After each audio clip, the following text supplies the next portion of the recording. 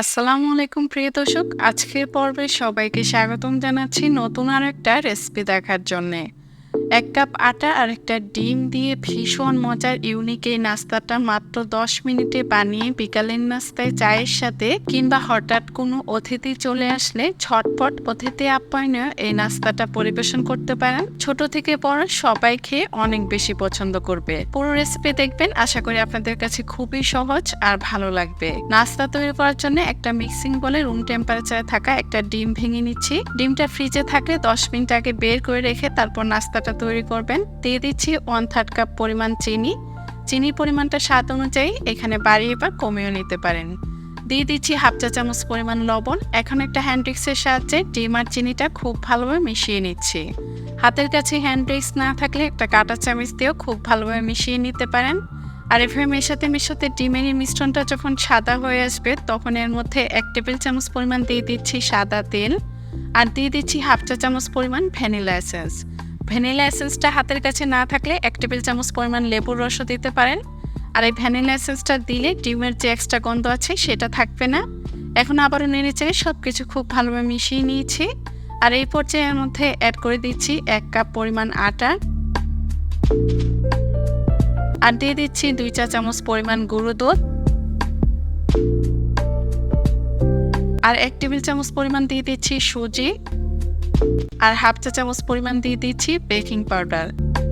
এখন হাত দিয়ে সবকিছু খুব ভালোভাবে মিশিয়ে পারফেক্ট একটা ডো বানিয়ে নিচ্ছি নাস্তার জন্য। আর এই পর্যায়ে মিশাতে আপনাদের এই ডোটা যদি নরম মনে হয় তাহলে আরও কিছু আটা এর মধ্যে অ্যাড করে নেবেন। এই তো নাস্তা তৈরি করার জন্য এই মিশ্রণটা একদম রেডি। এখন হাতটা ক্লিন করে নিয়ে হাতের মধ্যে একটু তেল মেখে নিয়ে নাস্তার এই মিশ্রণ থেকে অল্প অল্প মিশ্রণ হাতের মধ্যে নিয়ে একটু গোল বলের মতো করে চ্যাপ্টা করে নিচ্ছি। আর এই একই শেপে আমি সবগুলো নাস্তা বানিয়ে নিচ্ছি। এখন এই নাস্তাগুলোকে সরাসরি গরম তেলের মধ্যে দিয়ে দিচ্ছি। আগের থেকে চুলায় একটি প্যান বসিয়ে পরিমাণ মতো তেল দিয়ে গরম করে নিয়েছি।